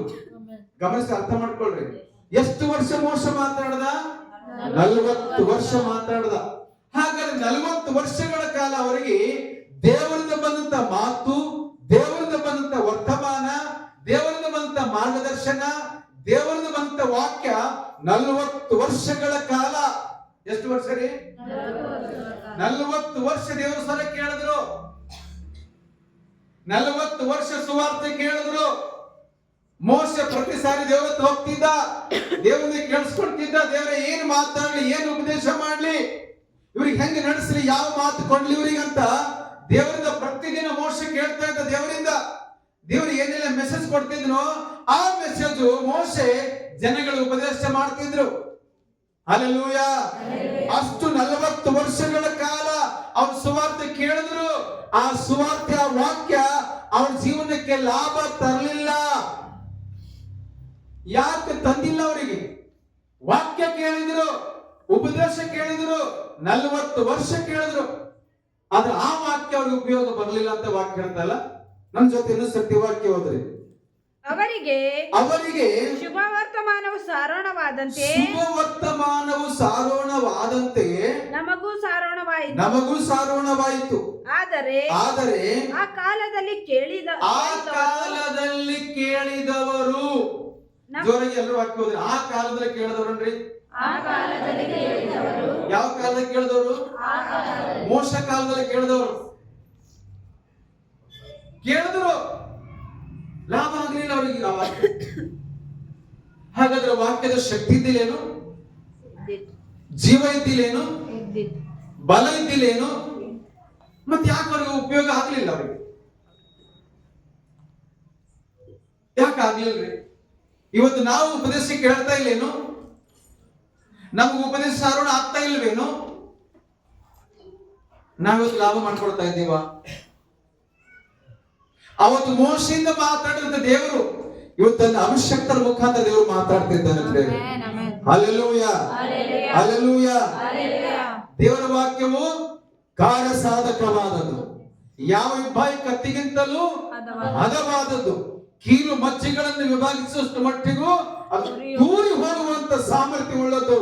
ದೇವರ ವಾಕ್ಯದಲ್ಲಿ ಇರಬೇಕಾದ್ರ ಆ ವಾಕ್ಯ ಇವತ್ತು ನಮ್ಮ ಜೀವನದಲ್ಲಿ ಲಾಭ ಆಗ್ಲೇಬೇಕು. ಹಲ್ಲೆಲೂಯ. ಉಪಯೋಗ ಆಗ್ಲೇಬೇಕು. ಈಗ ನಿಮ್ಗೆ ಗೊತ್ತಾ ವಿಷಯ, ಇಸ್ರೇಲರು 40 ವರ್ಷ ಪ್ರಯಾಣ ಮಾಡೋ ಟೈಮ್ನಾಗ ಒಂದೇ ದಿನ 23,000 ಜನ ಸತ್ತು ಹೋದ್ರು. ಎಷ್ಟು ಜನ ಸತ್ತದ್ರಿ? 23,000 ಜನ. ಆ ಕಾಲದಲ್ಲಿ ಸುವಾರ್ತೆ ಕೇಳಿದಂತ ಗುಂಪಿನೊಳಗ ಒಂದು ಗುಂಪಿತ್ತು 23,000 ಜನ ಭೂಮಿ ಬಿಚ್ಚಿ ಒಂದೇ ದಿವಸ ಸತ್ತೋದ್ರು. ಅವ್ ಯಾರು? ಕೇಳಿದವರೇ, ಸುವಾರ್ತೆ ಕೇಳಿದವರೇ, ದೇವರ ಮಾತು ಕೇಳಿದವರೇ, ಸೇವಕರ ಮಾತು ಕೇಳಿದವರೇ. ಕೇಳಿದ್ರು, ಕಾಪಾಡಿಕೊಳ್ಳಲಿಲ್ಲ. ಕೇಳಿದ್ರು, ಕಾಪಾಡಿಕೊಳ್ಳಲಿಲ್ಲ. ಕಾಪಾಡಿಕೊಳ್ಳದ ಕಾರಣ 23,000 ಜನ ಸಾಯಬೇಕಾಯ್ತು ಪ್ರಿಯರೇ. ಹಲ್ಲೆಲೂಯಾ. ಆದ್ರೆ ಯೋಹಾನ ಬರೆದ ಸುವಾರ್ತೆ 6:63 ವಾಕ್ಯದಲ್ಲಿ ಯೇಸು ಸ್ವಾಮಿ ಹೇಳ್ತಾರೆ, ನಾನು ಆಡುವ ಮಾತುಗಳು ಏನಾಗಿವೆ? ಜೀವವಾಗಿಯೂ ಆತ್ಮವಾಗಿಯೂ ಅವೆ. ಜೀವವಿರುವಂತ ವಾಕ್ಯ ಸಾಯಿಸ್ಬೇಕಾ? ಆತ್ಮವಾಗಿರುವಂತ ವಾಕ್ಯ ಸಾಯಿಸ್ಬೇಕಾ? ಇಲ್ಲ, ಸಾಯಿಸಲ್ಲ. ದೇವರ ವಾಕ್ಯ ಸಾಯಿಸಲ್ಲ. ದೇವರ ವಾಕ್ಯ ಬದುಕಿಸುವಂತದ್ದಾಗಿದೆ ಪ್ರಿಯರೇ. ಆದ್ರೆ ಅವತ್ತು ಸತ್ತರಲ್ಲಿ 23,000 ಜನ ಸತ್ತಲ್ಲ. ಯಾಕೆ ಸತ್ತರು? ವಾಕ್ಯದಿಂದ ಸತ್ತಿಲ್ಲ, ಉಪದೇಶ ಮರೆತಿರುವ ಕಾರಣದಿಂದ ಸತ್ತರು. ಉಪಯೋಗ ಆಗ್ಲಿಲ್ಲ. ನಮಗೂ ಸಾರೋಣವಾಯಿತು. ಆದರೆ ಆ ಕಾಲದಲ್ಲಿ ಕೇಳಿದವರು ನಂಬದೇ ಹೋದ ಕಾರಣ ಆ ವಾಕ್ಯದಿಂದ ಅವರಿಗೆ ಪ್ರಯೋಜನ ಆಗಲಿಲ್ಲ. ದೇವರ ವಾಕ್ಯ ಪ್ರಯೋಜನ ಆಗಬೇಕಾ? ಹೆಸರಂತೆ, ದೇವರೇ ನಿನ್ನ ವಾಕ್ಯ ನನ್ನ ಜೀವನದ ಪ್ರಯೋಜನ ಆಗಬೇಕು. ಯೇಸು ಸ್ವಾಮಿ ವಾಕ್ಯ ನನ್ನ ಬದುಕಲ್ಲಿ ಪ್ರಯೋಜನ ಬರಬೇಕು. ಹೆಂಗೆ ಸಾಧ್ಯ? ಕೇಳ್ರಿ, ಕೇಳಿದ ವಾಕ್ಯ ನಂಬ್ರಿ. ಹಲ್ಲೆಲೂಯಾ. ಉಪದೇಶ ಯಾವತ್ತೂ ಬಿಡ್ಬೇಡ್ರಿ. ಆಮೇನ್, ಆಮೇನ್, ಆಮೇನ್. ಈಗ ನಾನು ಸತಿ ಹಿಂಗೆ ವಾಕ್ಯ ಧ್ಯಾನ ಮಾಡ್ತಿರ್ಬೇಕಾದ್ರೆ ನನಗೆ ದೇವರು ಇನ್ನೊಂದು ವಾಕ್ಯ ತೋರಿಸಿದನು. ಈಗ ನಾನು ಫಸ್ಟ್ ಕೇಳ್ತಿದ್ದೆ, ಎಷ್ಟು ಜನ ಇವತ್ತು ಚರ್ಚ್ನಾಗ ದೇವ್ರು ನೋಡ್ತಾನೆ ಅಂತ? ನಮ್ಗೆ ಈ ಚರ್ಚ್ನಾಗ ಇರುವಂತ ನಮಗೆ ದೇವ್ರು ನೋಡ್ಲತ್ತಾನ? ಎಷ್ಟು ಜನ ಬಂದಿರಿ ಅಂತ ನೋಡ್ಲತ್ತಾನೇನು? ಎಷ್ಟೊತ್ತಿಗೆ ಬಂದಿರಿ ಅಂತ ನೋಡ್ಲತ್ತಾನೇನು? ಯಾಕೆ ಬಂದಿರಿ ಅಂತ ನೋಡ್ಲತ್ತಾನೇನು? ಹಂಗ ನೋಡ್ತಾನೆ. ಆದ್ರೆ ಯೇಸು ಸ್ವಾಮಿ ತನ್ನ ಸ್ವಂತ ರಕ್ತ ಕೊಟ್ಟು ಕೊಂಡುಕೊಂಡಂತ ಜನ ಸಭೆ ನಾವೇ. ಹಲ್ಲೆಲೂಯಾ. ಈ ಸಭೆ ಅಷ್ಟು ಸುಲಭವಾಗಿ ಇವರು ಮರೆಯಲ್ಲ. ನಮಗೆಲ್ಲರಿಗೂ ಸೇರಿದ ಸ್ವಾಮಿ ಅಷ್ಟು ಸುಲಭವಾಗಿ ಮರೆಯುವನಲ್ಲ ಪ್ರಿಯರೇ. ಹಲ್ಲೆಲೂಯಾ. ಆದ್ರೆ ನಮ್ಮೆಲ್ಲರನ್ನ ಒಂದು ನೋಡುವಂತ ರೀತಿ ಬೇರೆಯಾಗಿದೆ. ಪ್ರತಿ ಸಭೆಯಲ್ಲಿ ದೇವರು ನೋಡ್ತಾನೆ. ಪ್ರಕಟಣೆ ಪುಸ್ತಕ 3ನೇ ಅಧ್ಯಾಯ 1ನೇ ವಚನ ಓದ್ಕೊಂತ ಬರೋಣ ಸ್ವಲ್ಪ. ದೇವರು ಸಭೆ ನೋಡುವಾಗ ಯಾವುದನ್ನ ದೇವರು ಸಭೆಯಲ್ಲಿ ನೋಡ್ತಾ ಇದ್ದಾನೆ ಅಂತ ನೋಡೋಣ. ಸಾರ್ದಿಸಿನಲ್ಲಿರುವ ಸಭೆಯ ದೂತನಿಗೆ ಬರೆ. ಪ್ರಕಟಣೆ ಪುಸ್ತಕ 3ನೇ ಅಧ್ಯಾಯ 7ನೇ ವಾಕ್ಯದಿಂದ. ಫಿಲದೆಲ್ಫಿಯಾದಲ್ಲಿರುವ ಸಭೆಯ ದೂತನಿಗೆ. ನನ್ನ ಜೊತೆ ಎಲ್ಲರೂ ವಾಕ್ಯ ಓದ್ರಮ್ಮ. ಫಿಲದೆಲ್ಫಿಯಾದಲ್ಲಿರುವ, ಜೋರಾಗಿ ಹೇಳಿದ್ರಲ್ಲ, ಫಿಲದೆಲ್ಫಿಯಾದಲ್ಲಿರುವ ಸಭೆಯ ದೂತನಿಗೆ ಬರೆ. ಯಾರಿಗೆ ಬರ್ಲತ್ತಾನೆ ಪತ್ರ? ಈಗ ಒಂದು ಸಭೆಗೆ ಬರ್ಲತ್ತಾನೆ. ಸಭೆ ಹೆಸರೇನು? ಫಿಲದೆಲ್ಫಿಯಾ ಸಭೆ. ಆ ಸಭೆ ಹೆಸರು ಫಿಲದೆಲ್ಫಿಯಾ ಸಭೆ. ಈಗ ನಮ್ ಸಭೆ ಯಾವ್ದಪ್ಪ? ಈಗ ಫಿಲದೆಲ್ಫಿಯಾ ಬಿಟ್ಬಿಡ್ರಿ. ಈಗ ನಮ್ಮ ಸ್ಟೇಟ್ ಅಲ್ಲಿ ಎಲ್ ಶಡೈ ಸಭೆಯಲ್ಲಿರುವ ದೂತನಿಗೆ ಬರೆ. ಹಿಂಗೆ ಹೌದು, ನಮ್ಗೆ ಹಂಗೆ ಅದೇ ತರ ನೋಡ್ತಾನೆ ದೇವ್ರಿಗೆ. ಎಲ್ ಶಡೈ ಸಭೆಯ ದೂತನಿಗೆ ಬರೆ. ಏನಂತ ಬರಿ? ಪರಿಶುದ್ಧನು, ಸತ್ಯವಂತನು, ದಾವೀದನ ಬೀಗದ ಕೈ ಉಳ್ಳವನು, ಯಾರು ಮುಚ್ಚಕೂಡದಂತೆ ತೆರೆಯುವವನು. ಎಂತ ಪವರ್ಫುಲ್ ದೇವರಪ್ಪ ನೋಡ್ರಿ. ಯಾರು ತೆರೆಯದಂತೆ ಮುಚ್ಚುವವನು. ಎಷ್ಟು ಸರ್ವಶಕ್ತ ನೋಡ್ರಿ. ಹೇಳುವುದೇನೆಂದರೆ, ಯಾರು ಸಾಧಾರಣ ಅಲ್ಲ, ಸರ್ವಶಕ್ತನಾದವನು ಹೇಳುವುದು ಏನೆಂದರೆ, ಎಲ್ ಶಡೈ ಸಭೆಯೇ, ಸರ್ವಶಕ್ತನಾದ ಆ ಯೇಸು ನಿಮಗೆ ಹೇಳುವುದೇನೆಂದರೆ, ನಿನ್ನ ಕೃತ್ಯಗಳನ್ನು ನಿನ್ನ ಕೃತ್ಯಗಳನ್ನು ಏನೆಲ್ಲ ಕಾರ್ಯಗಳು ಮಾಡ್ತಾನ ಬಲ್ಲೇನು. ಎಲ್ಸಡ ಸಭೆಯ ಜನರೇ, ಯೇಸುವಿನ ರಕ್ತದಿಂದ ತೊಳೆಯಲ್ಪಟ್ಟಂತ ಸಭೆಯೇ, ನಿನ್ನ ಕೃತ್ಯಗಳನ್ನು ನಾನು ಬಲ್ಲೆನು. ನಿನ್ನ ಪ್ರತಿಯೊಂದು ಕಾರ್ಯಗಳನ್ನ, ನಿನ್ನ ಜೀವನ ಪ್ರತಿ ವಿಧಾನಗಳನ್ನ, ನಿನ್ನ ನಡೆಯನ್ನ, ನಿನ್ನ ನುಡಿಯನ್ನ, ನಿನ್ನ ನಂಬಿಕೆಯನ್ನ, ನಿನ್ನ ಪರಿಶುದ್ಧತೆಯನ್ನ ನಾನು ಬಲ್ಲೆನು.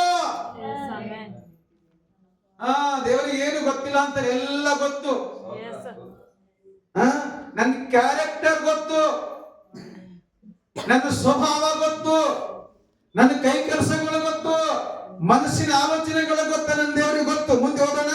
ನಿನಗಿರುವ ಶಕ್ತಿ ಕೊಂಚವಾಗಿದ್ದರೂ ನೀನು ನನಗೆ ಸೇರಿದವನಲ್ಲವೆಂದು ಹೇಳದು. ನೀನು ಬಲಹೀನ ನೀನು ಬಿಡವನಲ್ಲ, ನಿನಗೆ ಬೇಕಾದವನು ಅಂತ ಅಷ್ಟು ಪ್ರೀತಿ ಮಾಡುವವನು. ಮುಂದೆ ನನ್ನ ವಾಕ್ಯವನ್ನು ಕಾಪಾಡಿದ್ದರಿಂದ ಚರ್ಚಿನ ಬೆಸ್ಟ್ ಗುಣ ಯಾವ್ದು ಗೊತ್ತಾ? ಒಂದು ಒಳ್ಳೆ ಆತ್ಮಿಕ ಸಭೆಯ ಗುಣ ಯಾವ್ದು ಗೊತ್ತಾ? ವಾಕ್ಯವನ್ನು ಕಾಪಾಡಿಕೊಳ್ಳುವಂತ ಗುಣನೇ ಒಂದು ಆತ್ಮಿಕವಾದ ಗುಣ. ಈ ಗುಣ ಫಿಲಡೆಲ್ಫಿಯಾ ಸಭೆಗಿತ್ತು. ಹಾಗಾದ್ರೆ ಸಭೆಯನ್ನು ದೇವರು ನೋಡುವಂತ ರೀತಿ, ಸಭೆಯಲ್ಲಿ ದೇವರು ನೋಡುವಂತ ಸಂಗತಿ ಯಾವುದಂತ ಬಂದಾಗ, ಈ ಸಭೆ ನನ್ನ ರಕ್ತ ಕೊಟ್ಟು ಕೊಂಡುಕೊಂಡ ಸಭೆ, ನನ್ನ ಸಭೆ. ಈ ಸಭೆ ನನ್ನ ವಾಕ್ಯ ಕಾಪಾಡ್ತದ ಅಂತ ದೇವ್ರ ಎಣಿಕೆ ನೋಡತ್ತ. ನೀವು ಯಾರಿಗೆ ಹೇಳಿ? ನನಗೆ ಎಣಿಕೆ ನೋಡತ್ತ ದೇವರು, ನನಗೆ ಎಣಿಕೆ ನೋಡತ್ತ ದೇವರು. ಎಲ್ಸಡ ಸಭೆಯ ಜನರೇ, ನೀವು ನನ್ನ ವಾಕ್ಯವನ್ನು ಕಾಪಾಡ್ತಾ ಇದ್ದೀರೋ? ನನ್ನ ಉಪದೇಶವನ್ನು ಕಾಪಾಡ್ತಾ ಇದ್ದೀರೋ? ಹಲ್ಲೆಲೂಯಾ. ಈ ಫಿಲಡೆಲ್ಫಿಯಾ ಸಭೆ ಬೆಸ್ಟ್ ಗುಣ, ಅದು ಬೆಸ್ಟ್ ಗುಣ ಸಭೆ. ಯಾವ ಗುಣ ಅದು? ಅದು ನಿಜವಾದ ಸಭೆ, ಅದು ಆತ್ಮಿಕ ಸಭೆ. ಆ ಸಭೆ ಜನ ಆತ್ಮಿಕ ಜನ. ಕೆಲವ್ರು ಹೆಂಗ್ ಗೊತ್ತಾ? ಹೋಟೆಲ್ ಕುಂತಾಗ ಕುಂತಷ್ಟು ಕುಂತ ಆಮೇಲೆ ಕೊನೆಗೆ ಜಾಡ್ಸ್ ಹೋಗೋರಿಂದ ಜನ ಇರ್ತಾರೆ. ಜಾಡ್ಸ್ ಹೋಗೋರು, ಧೂಳು ಜಾಡ್ಸಿ ಪಟ್ಟತ್ ಹೋಗೋರು. ಇದು ಹೋಟೆಲ್ ಅಲ್ಲ, ಇದು ಹೋಟೆಲ್ ಅಲ್ಲ. ಏನಲ್ಲ ಇದು? ಹೋಟೆಲ್ ಕುಂತ ಜಾಡ್ಸ್ ಹೋಗ್ತಾರೆ. ವಾಕ್ಯ ಕೂಡ ಹಂಗೆ ಜಾಡ್ಸಿ ಹೋಗಬಾರ್ದು. ವಾಕ್ಯ ಸಹ ಕೆಲವು ಚರ್ಚೆ ಬಂದು ವಾಕ್ಯ ಜಾಡ್ಸಿ ಹೋಗ್ತಾರೆ. ಅದೇನು ವಾಕ್ಯ? ವಾಕ್ಯದ ಮಹತ್ವ ಗೊತ್ತಿಲ್ಲದೆ, ವಾಕ್ಯದ ಬಲ ಗೊತ್ತಿಲ್ಲದೆ, ವಾಕ್ಯದಿಂದ ಉಂಟಾಗುವ ಬಿಡುಗಡೆ ಗೊತ್ತಿಲ್ಲದೆ ಜಾಡ್ಸೋದಂಗೆ ಉಪದೇಶ ಮರ್ತು ಬಿಡ್ತಾರೆ ಜನ. ಹಲ್ಲೆಲೂಯಾ. ನಾನು ನಿಮಗೆ ಬರೋದಕ್ಕಿಂತ ಮುಂಚೆ ನನ್ನ ಹಾರ್ಟ್ನಾಗ ಈ ಸಭೆಗೆ ಇದೇ ಮಾತಾಡಂತ ಹೇಳಿದ್ರೆ ಅಂತ ಇವತ್ತು ಮಾತಾಡ್ತೀನಿ. ಏನೋ ಕಲ್ಪಿಸ್ಕೊಂಡಲ್ಲ, ನಿಮ್ಮ ಹತ್ರ ಬರೋದಕ್ಕಿಂತ ಮುಂಚೆ ದೇವ್ರ ಹತ್ರ ಕೇಳಿದ್ರೆ ದೇವ್ರ ಅಲ್ಲಿ ಹೋಗಿ ಏನು ಮಾತಾಡ್ಬೇಕಂತ ಕೇಳಿಸ್ಕೊಂಡಿದ್ದೆ ನಿಮ್ಮ ಹತ್ರ ಹೇಳ್ತಿದ್ದೀನಿ. ಹೃದಯದಲ್ಲಿ ಹಾಕಿದ್ದೆ ಮಾತಾಡ್ತಿದ್ದೀನಿ. ಓದೋದ್ ಕಲ ಹಂಗೇನ್ರಿ? ಈಗ ನಿನ್ನೆದುರಿನಲ್ಲಿ ಒಂದು ಬಾಗಿಲನ್ನು ತೆರೆದಿಟ್ಟಿದ್ದೇನೆ. ವಾಕ್ಯೋಪದೇಶ ಕಾಪಾಡೋದು ನನಗೆ ಲಾಭಪ್ಪ. ಉಪದೇಶ ಕಾಪಾಡ್ಕೋ, ವಾಕ್ಯ ಕಾಪಾಡ್ಕೋ ಅಂತ ಹೇಳಿದ್ರೆ ಹೌದು ಕಾಪಾಡ್ತೀನಿ. ವಾಕ್ಯ ಕಾಪಾಡೋದು ನನಗೆ ಲಾಭ. ದೇವರತನ ನನ್ನ ವಾಕ್ಯ ನೀನ್ ಕಾಪಾಡಿ ಅಂದ್ರ ನಿನಗಾಗಿ ನಾನೇನು ಮಾಡ್ತೀನಿ? ಒಂದು ಬಾಗಿಲು ನಾನ್ ತೆರಿತೀನಿ. ಮನುಷ್ಯರು ತೆರೆಯದ ಬಾಗಿಲು, ಮನುಷ್ಯರು ತೋರಿಸದ ಮಾರ್ಗ ನಾನೇ ತೋರಿಸ್ತೀನಿ. ನಿನಗೆ ಸನಾತನ ಮಾರ್ಗ ಬೇಕಾ? ಯೇಸು ಕಳಿಸುವ ಮಾರ್ಗ ಬೇಕಾ? ಯೇಸು ಕ್ರಿಸ್ತನ ಮಾರ್ಗದರ್ಶನ ಬೇಕಾ? ವಾಕ್ಯ ಕಾಪಾಡು. ಆ ವಾಕ್ಯ ಸರಿಯಾದ ಮಾರ್ಗಕ್ಕೆ, ಆಶೀರ್ವಾದದ ಮಾರ್ಗಕ್ಕೆ, ನೀತಿಯ ಮಾರ್ಗಕ್ಕೆ ಆ ವಾಕ್ಯ ನಿಮ್ಮನ್ನು ಕರ್ಕೊಂಡು ಹೋಗ್ತಿದ್ರೆ. ಹಲ್ಲೆಲೂಯಾ. ನೀನೇನ್ ಮಾಡಬೇಕಾಗಿಲ್ಲ. ವಾಕ್ಯ ಕಾಪಾಡು ನಿನ್ ಕೆಲಸ, ಮಾರ್ಗ ತೆಗೆದು ದೇವರ ಕೆಲಸ. ನಿನ್ನ ಮನೆಗೆ ಸಂಬಂಧಪಟ್ಟದ್ದು, ನಿನ್ನ ಮಕ್ಕಳ ಜೀವನಕ್ಕೆ ಸಂಬಂಧಪಟ್ಟದ್ದು, ಸೇವೆಗೆ ಸಂಬಂಧಪಟ್ಟದ್ದು, ವಿದ್ಯಾಭ್ಯಾಸಕ್ಕೆ ಸಂಬಂಧಪಟ್ಟದ್ದು, ಆರೋಗ್ಯಕ್ಕೆ ಸಂಬಂಧಪಟ್ಟದ್ದು, ನಿನ್ನ ಭವಿಷ್ಯಕ್ಕೆ ಸಂಬಂಧಪಟ್ಟದ್ದು ಎಲ್ಲಿದೆ ಗೊತ್ತಾ? ಎಲ್ಲ ಆಶೀರ್ವಾದಗಳು ಈ ವಾಕ್ಯ ಕಾಪಾಡುವುದರಲ್ಲಿಯೇ. ವಾಕ್ಯ ನೀನ್ ಕಾಪಾಡು, ಬಾಗಿಲು ನಾನ್ ತೆಗಿತೀನಿ. ಎಷ್ಟು ಜನ ದೇವ್ರ ಬಾಗಿಲು ತೆಗಿಬೇಕಂತಾರೆ, ದೇವ್ರೆ ನನಗೆ ಒಂದು ಬಾಗಿಲು ನೀನ್ ತೆಗಿಯಪ್ಪ, ಯೇಸುವೆ ನನಗಾಗಿ ಒಂದು ಆಶೀರ್ವಾದ ಬಾಗಿಲು ತೆಗಿಯಪ್ಪ. ದೇವ್ರು ತೆಗಿತಾನೆ. ಆಮೆನ್. ಇನ್ನು ಮುಂದೆ ಹೋಗ್ರಿ. ನಿನ್ನ ಎದುರಿನಲ್ಲಿ ಒಂದು ಬಾಗಿಲನ್ನು ತೆರೆದಿಟ್ಟಿದ್ದೇನೆ, ಯಾರು ಅದನ್ನು ಮುಚ್ಚಲಾರರು. ಯಾರು ಅದನ್ನು ಮುಚ್ಚಲಾರರು. ನಾನು ನಿನಗೆ ಅನುಗ್ರಹಿಸುವುದೇನೆಂದರೆ ಅಥವಾ ಆಶೀರ್ವದಿಸುವುದು ಏನೆಂದರೆ, ತಾವು ಯಹೂದ್ಯರೆಂದು ಸುಳ್ಳಾಗಿ ಕೊಚ್ಚಿಕೊಳ್ಳುವ ಸೈತಾನನ ಸಮಾಜದವರಲ್ಲಿ ಕೆಲವರು ಬಂದು ನಿನ್ನ ಪಾದಗಳ ಮುಂದೆ ಬೀಳುವಂತೆಯೂ ನಿನ್ನನ್ನು ನಾನು ಪ್ರೀತಿಸಿದ್ದನ್ನು ತಿಳಿದುಕೊಳ್ಳುವಂತೆಯೂ. ಇವ್ರು ಎಷ್ಟು ಪ್ರೀತಿ ಮಾಡ್ತಾನಪ್ಪ ದೇವರು, ಅಷ್ಟು ಪ್ರೀತಿ ಮಾಡ್ತಾನೆ ಇವರಿಗೆ. ನಾನು ನಿನಗೆ ಎಷ್ಟು ಪ್ರೀತಿ ಮಾಡ್ತೀನಿ ಅನ್ನೋದನ್ನ ಈ ಸೈತಾನ ಸಮಾಜದ ಜನ ನೋಡಿ ಆಶ್ಚರ್ಯ ಪಡಕ್ಕೆ ನಾನು ಮಾಡ್ತೀನಿ. ನಿಮಗೆ ಸಂತೋಷ ಇಲ್ಲಪ್ಪ ಈ ವಾಕ್ಯದಾಗ? ನೀನು ವಾಕ್ಯ ಕಾಪಾಡಿ ಅಂದ್ರ ನನಗೆ ಎಷ್ಟು ದೊಡ್ಡ ಸೌಭಾಗ್ಯ ದೇವರು ತೆಗಿಲತ್ತಾನ ನೋಡ್ರಿ. ಆಮೇನ್ ಆಮೇನ್ ಅಂದ್ರ ಅರ್ಥ. ಇನ್ನೊಂದ್ಸತಿ ಆ ವಚನ ಬಹಳ ಇಷ್ಟ ಆಯ್ತು ನನಗದು. ನಿನ್ನ ಪಾದಗಳ ಮುಂದೆ ಬೀಳುವಂತೆಯೂ ನಿನ್ನನ್ನು ನಾನು ಪ್ರೀತಿಸಿದ್ದನ್ನು ಇನ್ನೊಬ್ಬರು ತಿಳ್ಕೊಳ್ಳುವಂತೆ. ಈ ಸಭೆಗೆ ದೇವರು ಎಷ್ಟು ಪ್ರೀತಿ ಮಾಡ್ತಾನಪ್ಪ ಅಂತ ಜನ ತಿಳ್ಕೊಳ್ಳೋದು ಮಾಡ್ತೀನಿ. ಹಲ್ಲೆಲೂಯಾ. ಅದ್ರ ಅರ್ಥ, ದೇವರ ವಾಕ್ಯವನ್ನ ಯಾಕೆ ಕಾಪಾಡ್ತಾರೋ ಅವರನ್ನು ದೇವರು ಬಹಳವಾಗಿ ಪ್ರೀತಿ ಮಾಡ್ತಾನೆ. ದೇವರ ಪ್ರೀತಿನ ಹೆಚ್ಚಾಗಿ ಮಾಡ್ತಾನೆ. ಗೊತ್ತಾ, ದೇವರ ಪ್ರೀತಿನ ಲಭಿಸೋದು ಹೆಂಗ? ವಾಕ್ಯ ಕಾಪಾಡು. ಅಧಿಕವಾದ ಪ್ರೀತಿ, ಆತನ ಪ್ರೀತಿಯ ಕೃಪೆ ನಿನ್ನ ಕುಟುಂಬ, ನಿನ್ನ ಜೀವನ, ಭವಿಷ್ಯವೆಲ್ಲ ಆವರಿಸ್ಕೊಂಡು ಬಿಡ್ತದೆ. ನಾನು ಹೇಳ್ತೇನೆ, ದೇವರು ಹೇಳ್ತಾನಲ್ಲಿ ಹೇಳ್ರಿ, ವಾಕ್ಯ ಕಾಪಾಡಬೇಕು, ವಾಕ್ಯ ಮರಿಬೇಕ. ಅವರು ಆ ಕಾಲದಲ್ಲಿ ಅವರಿಗೆ ಸಾರುಣವಾದಂತೆ ನಮಗೂ ಸಾರುಣವಾಯಿತು. ಆದ್ರೆ ಅವ್ರದ್ದು ಆ ಕಾಲ ಸಾರುಣವಾದರೂ ಸಹಿತ ಅವರು ಆ ವಾಕ್ಯವನ್ನ ನಂಬದ ಕಾರಣ ಅವರಿಗೆ ಪ್ರಯೋಜನ ಆಗಲಿಲ್ಲ. ಆದ್ರೆ ವಾಕ್ಯ ನೀನ್ ಕಾಪಾಡು, ಈ ವಾಕ್ಯ ನಿನ್ನ ಜೀವನಕ್ಕೆ ಪ್ರಯೋಜನಕರವಾಗಿರ್ತದೆ. ಆಮೇಲೆ ಇನ್ನು ಹೋಗೋಣ ಮುಂದೆ ವಚನ. ನಿನ್ನನ್ನು ನಾನು ಪ್ರೀತಿಸಿದ್ದನ್ನ ತಿಳುಕೊಳ್ಳುವಂತೆ ಮಾಡುವೆನು, ನೀನು ನನ್ನ ಸಹನ ವಾಕ್ಯವನ್ನು ಕಾಪಾಡಿದ್ದರಿಂದ. ನನ್ನ ಸಹನ ವಾಕ್ಯವನ್ನು ಕಾಪಾಡಿದ್ದರಿಂದ ಭೂನಿವಾಸಿಗಳನ್ನು ಪರೀಕ್ಷಿಸುವುದಕ್ಕಾಗಿ ಲೋಕದ ಮೇಲೆಲ್ಲ ಬರುವುದಕ್ಕಿರುವ ಶೋಧನೆಯ ಸಮಯದಲ್ಲಿ ನಿನ್ನನ್ನು ತಪ್ಪಿಸಿ ಕಾಪಾಡುವೆನು. ನೀವು ಸೇಫ್ ಆಗಿರೋ ಜಾಗ ಯಾವ್ದು ಗೊತ್ತಾ? ಸುರಕ್ಷಿತವಾಗಿರ್ಬೇಕಾದ್ರೆ ವಾಕ್ಯ ಕಾಪಾಡ್ಕೋ ಅಷ್ಟೇ ಸಾಕು. ಎಷ್ಟು ಜನಗಳ ಬಳಿ ದೇವರು ಮಾತಾಡ್ತಾನಂತೀರಿ? ದೇವರು ಮಾತಾಡ್ತಾನಂತೀರಿ? Hallelujah, hallelujah. ನಿನಗೊಂದು ರೋಗ ಸೌಖ್ಯ ಸಾಕ? ಒಂದು ಅದ್ಭುತ ಸಾಕ? ಒಂದು ಅದ್ಭುತ ಸಾಕ? ನಿನ್ನ ಲೈಫ್ ಪೂರ್ತಿ ಅದ್ಭುತ ಆಗ್ತದ್ರಿ. ಇವತ್ತು ಈ ಕಾಲಕ್ಕೆ ಬಹಳ ಜನ ಸಭೆಗಳು ಹೋಗ್ತಾರೆ, ಇಲ್ಲಂತಿಲ್ಲ.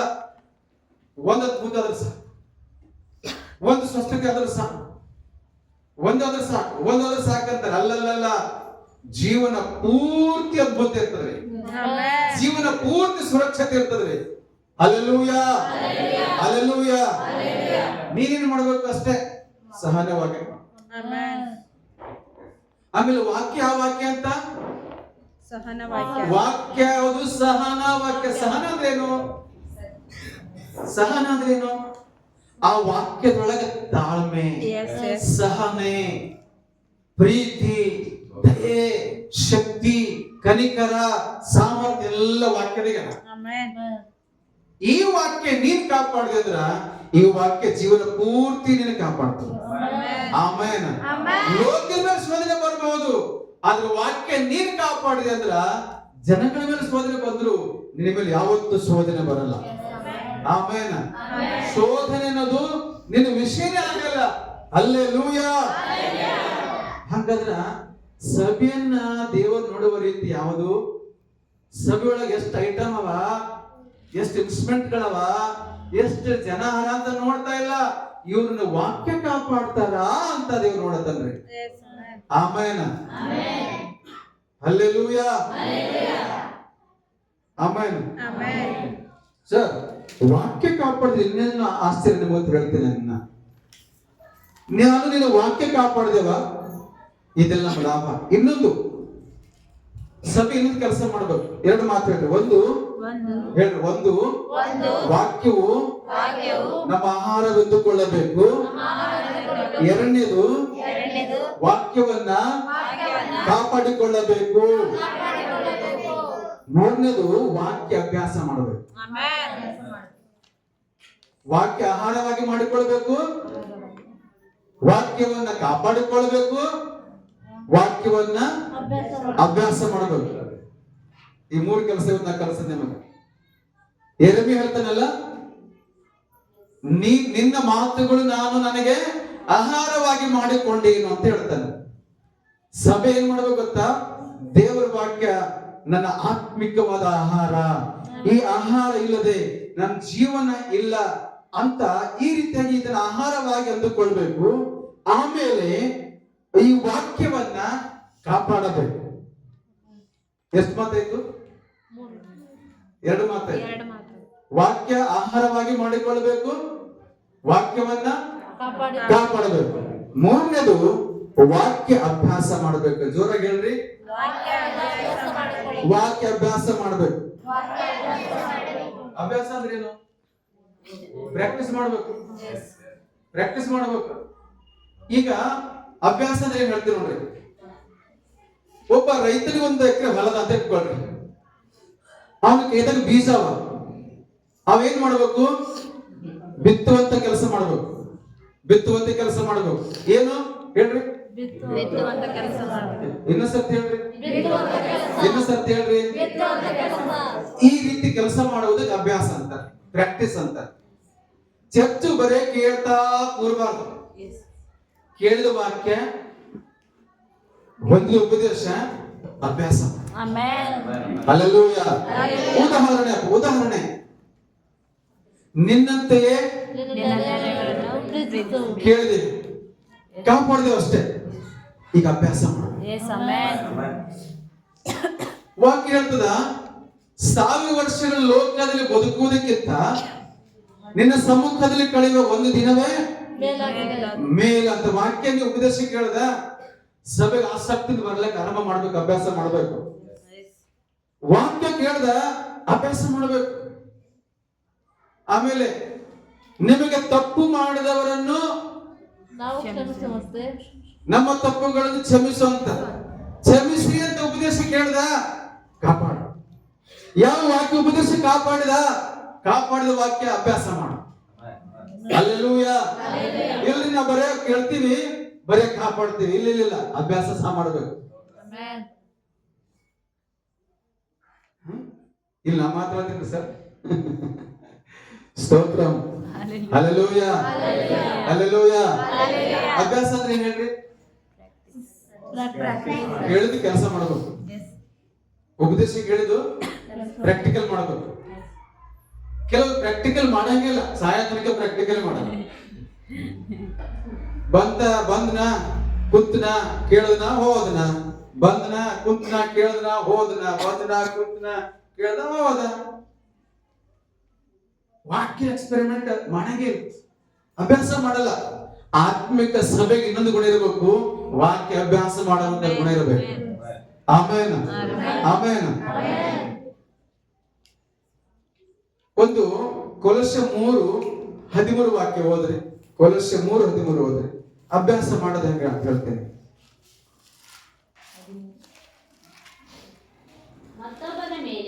ಮತ್ತೊಬ್ಬನ ಮೇಲೆ ತಪ್ಪು ಹೊರಿಸುವುದಕ್ಕೆ ಕಾರಣ ಇಲ್ಲ ಅಂತಿಲ್ಲವ. ಬಹಳಷ್ಟು ಕಾರಣಗಳವ.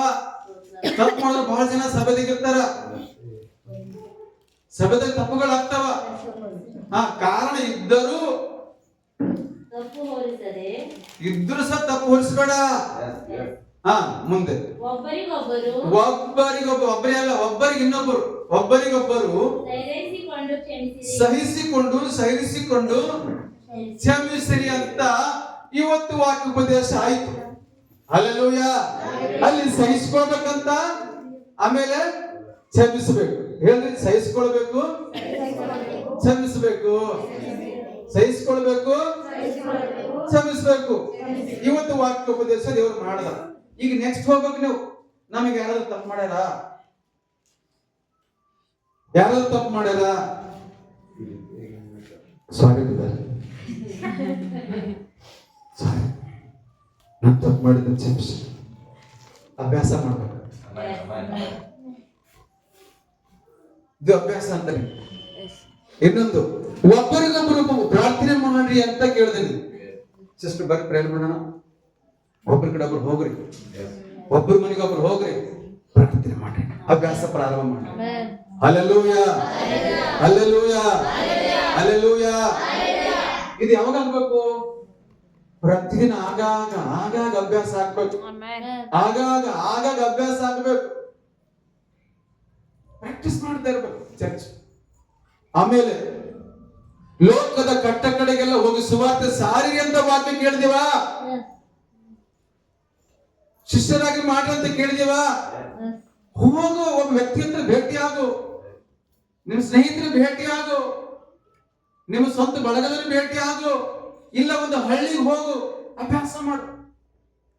ಜಗತ್ತಿಗೆಲ್ಲ ಸುವಾರ್ತೆ ಸಾರಿ ಅಂತ ಉಪದೇಶ ಕೇಳ್ದ?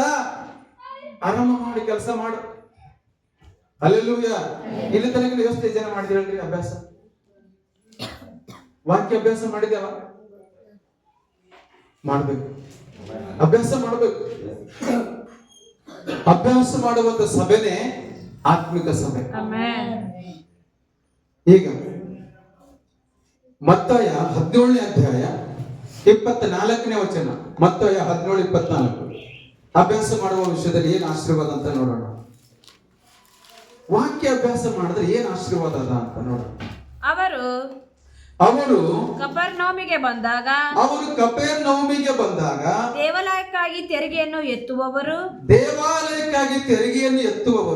ಪೇತ್ರನ ಬಳಿಗೆ ಬಂದು ನಿಮ್ಮ ಬೋಧಕನು ದೇವಾಲಯದ ತೆರಿಗೆಯನ್ನು ಸಲ್ಲಿಸುವುದಿಲ್ಲವೇ ಎಂದು ಕೇಳಲು ಹೌದು ಸಲ್ಲಿಸುವನು ಅಂದನು. ಪೇತ್ರನು ಮನೆಯೊಳಕ್ಕೆ ಬಂದಾಗ ಯೇಸು ಅವನಿಗಿಂತ ಮೊದಲೇ ಸಿಮೋನ ನಿನಗೆ ಹೇಗೆ ತೋರುತ್ತದೆ? ನಿನಗೆ ಹೇಗೆ ಅನಿಸ್ತದಪ್ಪ? ಭೂಲೋಕದ ಅರಸರು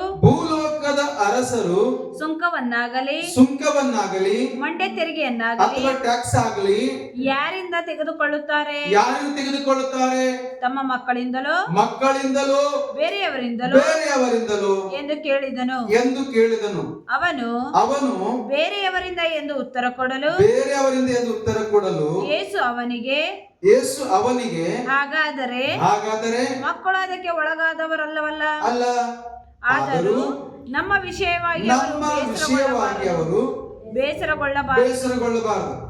ನೀನು ಇಲ್ಲಿಗ ಗಮನಿಸಿ. ಕಪೆರ್ನೌಮ್ ಎಂಬಂತ ಆ ಊರಿಗೆ ಯೇಸು ಸ್ವಾಮಿ ಶಿಷ್ಯರ ಸಮೇತ ಬಂದರೆ. ನಾವು ಯಾವ್ದು ಮಾತಾಡ್ತಿದ್ದೇವೆ ಈಗಪ್ಪ? ಅಭ್ಯಾಸ ಮಾಡೋದ್ರ ವಿಷಯದಲ್ಲಿ. ಅದು ಮಾತ್ರ ಮೈಂಡಿಗೆ ಬೇಕು. ಈಗ ಕಪೆರ್ನೌಮಿಗೆ ಯೇಸು ಸ್ವಾಮಿ ಶಿಷ್ಯರ ಸಮೇತ ಬಂದಾಗ ಅಲ್ಲಿ ಆ ಹಿರಿ ದೇವಾಲಯದಂತಹ ದೇವಾಲಯ ಅಧಿಕಾರಿಗಳು ಬಂದು ದೇವಾಲಯದ ಟ್ಯಾಕ್ಸ್ ವಸೂಲಿ ಮಾಡ್ತಾರೆ. ದೇವಾಲಯ ತೆರಿಗೆ ಅಂತ ವಸೂಲಿ ಮಾಡ್ತಾರೆ. ಇಸ್ರಾಯೇಲ್ ಕಾಲದಾಗ ಹೇಳುವಂತ ವಿಷಯ ವಿಮೋಚನೆ ಕಂಡ 30ನೇ ಅಧ್ಯಾಯದಾಗ ಈ ವಿಷಯ ಬರ್ತದೆ. ದೇವಾಲಯಕ್ಕಾಗಿ ಹಣ ವಸೂಲಿ ಮಾಡುವಂತ ಸಮಯ ಬಂದಾಗ ಶಿಷ್ಯರ ಹತ್ರ ದುಡ್ಡಿಲ್ಲ, ಸ್ವಾಮಿ ಹತ್ರ ಕೂಡ ದುಡ್ಡಿಲ್ಲ. ಕೇಳಿಸ್ಕೊಳ್ರಿ. ಶಿಷ್ಯರ ಹತ್ರ ಕೂಡ ದುಡ್ಡಿಲ್ಲ, ಸ್ವಾಮಿ ಹತ್ರ ಕೂಡ ದುಡ್ಡಿಲ್ಲ. ಆದ್ರೆ ಟ್ಯಾಕ್ಸ್ ಕಟ್ಟಬೇಕು. ಏನ್ ಕಟ್ಬೇಕು ಹೇಳ್ರಿ? ಎದ್ರ ಟ್ಯಾಕ್ಸ್ ಅದು? ದೇವಾಲಯದ ಸೇವೆಗಾಗಿ ಕಟ್ಟುವಂತ ಟ್ಯಾಕ್ಸ್ ಅದು. ಈಗ ಈ ಟ್ಯಾಕ್ಸ್ ಕಟ್ಟಬೇಕಾದ್ರೆ ಇಬ್ಬರ ಹತ್ರ ಹಣ ಇಲ್ಲ. ಆಗ ಸ್ವಾಮಿ ಹತ್ರ ಸೇವನ ಟ್ಯಾಕ್ಸ್ ಕಟ್ಟಬೇಕಲ್ಲ, ಹಣ ಇಲ್ಲ. ಏನ್ ಮಾಡ್ಬೇಕಂದಾಗ ಅಲ್ಲಿ ಸ್ವಾಮಿ ಮತ್ತು ಸೀಮನ್ ಇಬ್ರು ಮಾತುಕತೆ ಆಡ್ತಾರೆ. ಎದ್ ವಿಷಯ ಮಾತಾಡಿದ್ರೆ ಗೊತ್ತಾ? ಹಣದ ವಿಷಯದಲ್ಲಿ ಮಾತ್ರ ಹೇಳ್ರಿ. ಯೇಸು ಸೀಮೋನ್ ಇಬ್ಬರು ಹಣದ ವಿಷಯದಲ್ಲಿ ಹೀಗೆ ಮಾಡಿ, ಹಣದ ವಿಷಯದಲ್ಲಿ, ಟ್ಯಾಕ್ಸ್ ವಿಷಯದಲ್ಲಿ, ನಾಣ್ಯದ ವಿಷಯದಲ್ಲಿ ಯೇಸು ಸೀಮೋನೊಂದಿಗೆ ಮಾತಾಡಿದನು. ಯಾರೊಂದಿಗೆ ಮಾತಾಡಿದ್ರು? ಯೇಸು ಸೀಮೋನ್ನೊಂದಿಗೆ ಯಾವುದನ್ನು ಮಾತಾಡಿದ್ರು? ಟ್ಯಾಕ್ಸ್ ಕಟ್ಟಬೇಕಾದ್ರೆ ಹಣ ಇಲ್ಲ ಸೀಮೋನ. ಮಾತು ಕೇಳ್ತಾನೆ. ನೆಕ್ಸ್ಟ್ ಮಾತಾದ್ಮೇಲೆ ಸ್ವಾಮಿ ಸೀಮೋನಿಗೆ ಹೇಳ್ತಾರ, ಕೇಳ್ರಿ ಸ್ವಾಮಿ ಸೀಮೋನಿಗೆ ಹೇಳ್ತಾರ, ಸೀಮೋನ 27ನೇ ವಚನಕ್ಕೆ ಬನ್ರಿ. ನೀನು ನನ್ನ ಜೊತೆ ಹೋದ, ನೀನು ಸಮುದ್ರಕ್ಕೆ ಹೋಗಿ ಗಾಳ ಹಾಕಿ ಮೊದಲು ಸಿಕ್ಕುವ ಮೀನನ್ನು ಎತ್ತು. ನನ್ನ ಜೊತೆ ಇನ್ನೊಂದ್ಸರ್ತಿ ಹೇಳ್ರಿ. ಅಲ್ಲಿ ಸೀಮೋನ ವಾಕ್ಯ ಅಭ್ಯಾಸ ಮಾಡತಾನೆ. ಈಗ ಕೇಳ್ತೀರಿ? ಸೀಮೋನ ಯೇಸು ಸ್ವಾಮಿ ಏನ್ ಹೇಳ್ತಾನ ಅದು ಕೇಳಿಸ್ಕೊಂಡ. ಏನಂತ? ಸೀಮೋನ ಸಮುದ್ರಕ್ಕೆ ಹೋಗು, ಗಾಳ ಹಾಕು, ಫಸ್ಟ್ ಮೀನು ಸಿಗ್ತದ ಅದು ಎತ್ತು. ಇನ್ನೊಂದ್ಸರ್ತಿ ಹೇಳ್ತೀನಿ, ಸೀಮೋನ ಸಮುದ್ರಕ್ಕೆ ಹೋಗು, ಗಾಳ ಹಾಕು, ಮೊದಲು ಮೀನು ಎತ್ತು. ಈ ಮಾತು ಉಪದೇಶ ಸೀಮೋನ ಕೇಳ್ದ, ನಂಬುದ. ನೆಕ್ಸ್ಟ್ ಏನ್ ಮಾಡ್ದ ಸೀಮೋನ? ಈಗ ಹೋದ, ಆಯ್ತು ಸ್ವಾಮಿ ಅಂದ. ಎಲ್ಲಿ ಹೋದ? ಸಮುದ್ರಕ್ಕೆ ಹೋದ, ಗಾಳ ಹಾಕಿದ, ಮೊದಲೇ ಮೀನು ಸಿಕ್ತು, ಬಾಯಿ ತೆಗೆದ, ನಾಣ್ಯ ಬಂತು. ಎಷ್ಟು ಮಂದಿ ಅರ್ಥ ಆಯ್ತು ವಾಕ್ಯ? ಹೇಳ್ರಿ. ವಾಕ್ಯ ಅಭ್ಯಾಸ ನೀನು ಮಾಡಿದ್ರೆ ನಿನ್ನ ಅವಶ್ಯಕತೆಗಳೆಲ್ಲ ದೇವರು ಒದಗಿಸ್ತಾನೆ. ಹಲ್ಲೆಲೂಯಾ. ವಾಕ್ಯ ಆಹಾರವಾಗಿ ಮಾಡಿಕೋ, ವಾಕ್ಯವನ್ನ ಕಾಪಾಡಿಕೋ, ವಾಕ್ಯವನ್ನ ಅಭ್ಯಾಸ ಮಾಡು. ಆಮೇನ್, ಆಮೇನ್. ವಾಕ್ಯ ಎಷ್ಟು ಅಭ್ಯಾಸ ಮಾಡ್ತೀವೋ ಅಷ್ಟು ಅದ್ಭುತಗಳು ನಮ್ಮ ಜೀವನದಲ್ಲಿ ನಡೀತವೆ. ವಾಕ್ಯ ಎಷ್ಟು ಎಕ್ಸ್ಪೆರಿಮೆಂಟ್ ಮಾಡ್ತೀವೋ ಅಷ್ಟು ಅತಿಶಯಗಳು ನಮ್ಮ ಸಭೆಯಲ್ಲಿ ನಡೀತವೆ. ಆಮೇನ್.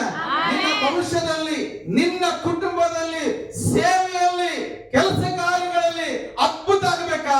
ವಾಕ್ಯ ಅಭ್ಯಾಸ ಮಾಡು, ಎಕ್ಸ್ಪೆರಿಮೆಂಟ್ ಮಾಡು, ಪ್ರಾಕ್ಟೀಸ್ ಮಾಡು. ದೇವರು ಮಾತಾಡ್ತಾನ, ನನ್ನ ದೇವ್ರ ಪಕ್ಕ ಮಾತಾಡ್ತಾನ. ಹಲ್ಲೆಲೂಯಾ. ಇನ್ನು ಸಹ ಬಹಳ ಟೇಸ್ಟ್ ವಾಕ್ಯ ಅಭ್ಯಾಸ ಮಾಡಿದ್ರಾಗ ಲಾಭ ಅದಲ್ಲ. ಇನ್ನು ಸ್ವಲ್ಪ ನಿಮ್ಗೆ ಅರ್ಥ ಆಗ್ಲಿಕ್ಕಾಗಿ, ನೀನು ಸಮುದ್ರಕ್ಕೆ ಹೋಗಿ ಗಾಳ ಹಾಕಿ ಮೊದಲು ಸಿಕ್ಕುವ ಮೀನನ್ನು ಎತ್ತು, ಅದರ ಬಾಯಿ ತೆರೆದು ನೋಡಿದರೆ ಅದರಲ್ಲಿ ₹1 ಸಿಕ್ಕುವುದು. ಈ ₹1 ಹೆಂಗ್ ಸಿಕ್ತು ಹೇಳ್ರಿ? ಹೇಳಿದ ಕೇಳ್ದಲ್ಲ, ಹೇಳಿದ ಅಭ್ಯಾಸ ಮಾಡ್ದ. ಹೇಳಿದ ಕೇಳಿ ಯಾವಾಗ ಅಭ್ಯಾಸ ಮಾಡಿದನೋ ನಾಣ್ಯ ಬಂತು. ಹಲ್ಲೆಲೂಯಾ. ಹಾಗಾದ್ರೆ ವಾಕ್ಯ ಎಕ್ಸ್ಪೆರಿಮೆಂಟ್ ಮಾಡಿ, ಪ್ರಾಕ್ಟೀಸ್ ಮಾಡಿದೆ ಅಂದ್ರೆ ಅದ್ಭುತ ನಡೀತದೆ. ಆಮೇನ್, ಆಮೇನ್, ಹಲ್ಲೆಲೂಯಾ. ಎಷ್ಟು ಮಾತಾಡೋದು ನನಗೆ? 3 ಮಾತು. ಟೈಮ್ ಆಯ್ತು. ಹಲ್ಲೆಲೂಯಾ. ಈಗ ಇನ್ನೊಂದ್ಸರ್ತಿಗೆ ಏನು ಮಾತಾಡಿದೇವೆ ಇವತ್ತು ನಾವು? ವಾಕ್ಯವನ್ನು ಆಹಾರವಾಗಿ ಮಾಡಿಕೊಳ್ಳಬೇಕು, ವಾಕ್ಯವನ್ನು ಕಾಪಾಡಿಕೊಳ್ಳಬೇಕು, ಅಭ್ಯಾಸ ಮಾಡಿ. ಸುಮ್ಮನೆ ಇರಬಾರ್ದು, ಈ 3 ಕೆಲಸ ಮಾಡಬೇಕು. ಏನ ಕೂದಲು ಬೆಳಗ್ಗೆ ಆಗದಾನ ಬಂದ ಕುಂತ ಹೋದ ಬಂದನೆ ಕುಂತನೆ ಹೋದ್ರೆ ಇದೇ ಆಗ್ಬೇಕ?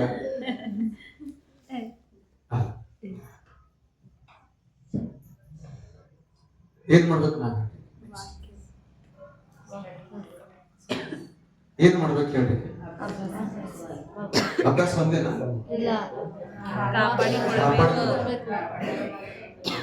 ಆಹಾರವಾಗಿ ಮಾಡಿಕೋ, ಕಾಪಾಡಿಕೋ, ಅಭ್ಯಾಸ. ಕಾಪಾಡಿಕೊಳ್ಳೋದ್ರಲ್ಲಿ ನಷ್ಟ ಇಲ್ಲ, ಅಭ್ಯಾಸ ಮಾಡಿದ್ರು ಸಹ ಅಭ್ಯಾಸ ನಷ್ಟ ಇಲ್ಲ, ಆಹಾರವಾಗಿ ಮಾಡಿಕೊಂಡ್ರು ಸಹ ಇಲ್ಲ. ಇಷ್ಟು ಲಾಭವಾಗಿರೋ ವಾಕ್ಯ ಅಲಕ್ಷ್ಯ ಮಾಡಬೇಕಾ? ಆ ಕಾಲದಲ್ಲಿ ಕೇಳಿದವರು ಆ ವಾಕ್ಯದಿಂದ ಅವರಿಗೆ ಪ್ರಯೋಜನ ಆಗಲಿಲ್ಲ. ಇವತ್ತು ನಾವು ಅವರ ಪ್ರಯೋಜನಕ್ಕೆ ಬರ್ಬೇಕಾ, ಪ್ರಯೋಜನಕ್ಕೆ ಬರಬಾರ್ದ ಹೇಳ್ರಿ ಜೀವನ? Hallelujah, hallelujah. ಹೆಚ್ಚಿನ ತೀರ್ಮಾನ ಮಾಡ್ತಿದ್ದೇವ್ರೆ, ಈಗ 3 ಕೆಲಸ ಮಾಡ್ತೇನೆ ನಾನು. 3 ಕೆಲಸ ಮಾಡ್ತೇನೆ. 3 ಕೆಲಸ ಯಾವುದು? ಪ್ರತಿದಿನ ವಾಕ್ಯ ನನ್ನ ಆಹಾರವಾಗಿ ಸ್ವೀಕರಿಸ್ತೇನೆ. ನನ್ನ ಜೀವನದ ಬಲ ಆಹಾರವೇ ಅಂತ ಅರ್ಥ ಮಾಡ್ಕೊಂಡು ಪ್ರತಿದಿನ ವಾಕ್ಯವನ್ನ ಧ್ಯಾನಿಸ್ತೀನಿ, ವಾಕ್ಯವನ್ನ ಆಹಾರವಾಗಿ ಸೇವಿಸ್ತೀನಿ. 2ನೇದು, ಕೇಳಿದಂತ ಉಪದೇಶ ವಾಕ್ಯವನ್ನ ಕಾಪಾಡ್ತೀನಿ. 3ನೇದು, ಕೇಳಿರುವಂತ ವಾಕ್ಯವನ್ನ ಸೀಮೋನ ಹಾಗೆ ಅಭ್ಯಾಸ ಮಾಡ್ತೀನಿ. ಯೇಸು ಸ್ವಾಮಿ ಹೇಳಿದನ್ನ ಮಾಡ್ತೀನಿ. Hallelujah, hallelujah. ಒಂದು ವೇಳೆ ಈ ಚರ್ಚ್ ವಾಕ್ಯ ಅಭ್ಯಾಸ ಮಾಡ್ಲಿ, ನೀವು ಇಷ್ಟೇ ಜನ ಇರಲ್ಲ. ಏನು ವರ್ಷ ಪೂರ್ತಿ ಬರೇ ಅಭ್ಯಾಸ ಅಷ್ಟೇ ಮಾಡ್ಬೇಕು? ನಮ್ ಕೆಲಸ ಏನು? ಫಾಸ್ಟ್ ಕೆಲಸ ಅದೇ, ನಮ್ಮೆಲ್ಲ ಕೆಲಸ ಅಭ್ಯಾಸ ಮಾಡ್ಬೇಕು. ಯಾವಾಗ ಚರ್ಚ್ ಅಭ್ಯಾಸ ಮಾಡ್ತದ ಅವಾಗ ದೇವರ ರಾಜ್ಯ ಬೆಳೀತದ. ಎಷ್ಟು ಮಂದಿ ದೇವರ ರಾಜ್ಯ ಬೆಳಿಬೇಕಂತ ಮನಸ್ಸು ಹೇಳಿ? ದೇವರ ರಾಜ್ಯ ಬೆಳಿಬೇಕಾ?